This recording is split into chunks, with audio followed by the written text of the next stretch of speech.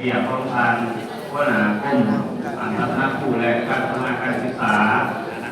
กระทรวงศึกษาธิการและกีฬาท่านข้าพเจ้าขอเสนอ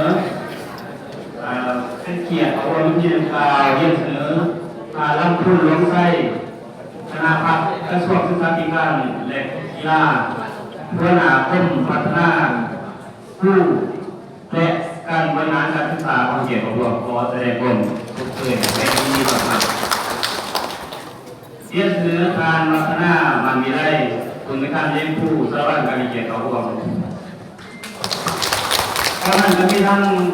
ทางห้องผู้ในการหัวหน้าแผนกหัวหน้าฝ่ายวิชาผู้จ้างและนักศึกษาที่สุดท้ายเขาความยามของเพียงขอแสดงความสุขเกิดทางเดียว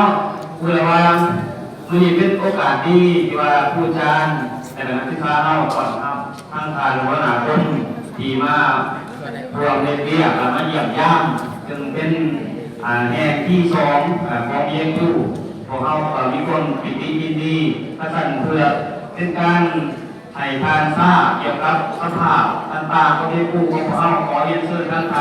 พัฒนามันมีได้ในการเยี่ยมผู้ขึ้นรายงานขอเรียนเชิญ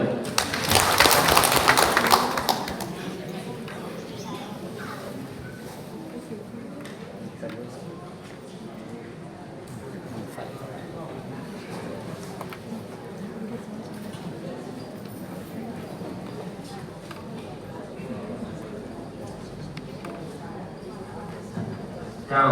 สบายดีตอนเช้าก็เดินก็เยี่ยนทานนำคุณของไส้หัวหน้ากรมพัฒนาครูและบริหารการศึกษากระทรวงศึกษาและกีฬาที่นักเรียนสูงแสดงผลคือแพทย์มายังคณะพักคณะบริการพนักงานครูยานและนักศึกษาของเรียนครูสารวัตรวันนี้พี่เด็กครูสารวัตรของเราผู้สื่อเกียรติและภาคภูมิใจที่ตอนทำการมาอย่างยาวเสียเกียรติของการก่อนหน้าผมสร้างผู้กระทรวงศึกษาที่ว่ามาเปิดตัวรอบทางคณะครูคนใหม่คณะครูคนใหม่ในงานเกี่ยวกับการเรียนสัญญาผู้ขอตรวจต้อนรับศึกษาเราโอ้ยของทางเนาะทางท่านก็บอกทางคณะกรรมการเนาะจะสั่งหนังสือเพื่อให้บ้านเราได้กันเชิญมาบ้างข้าพเจ้าทางคณะพัฒน์คณะบริการพนักงานบริการนักศึกษาที่ครูสารวัตรขอแสดงความกตัญญูสมเสยและยินดีต้อนรับทางคณะกรรมพัฒนาครูในบริหารการศึกษา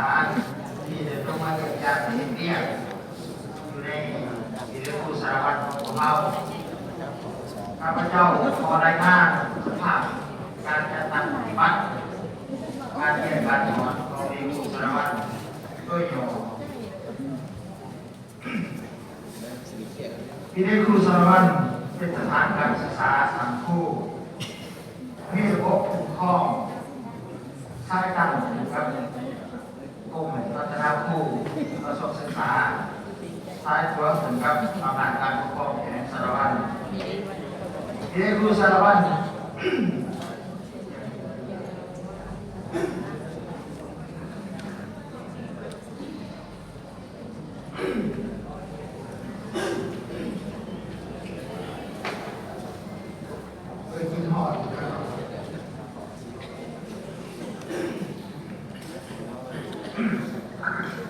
ขอสวัสดีครับ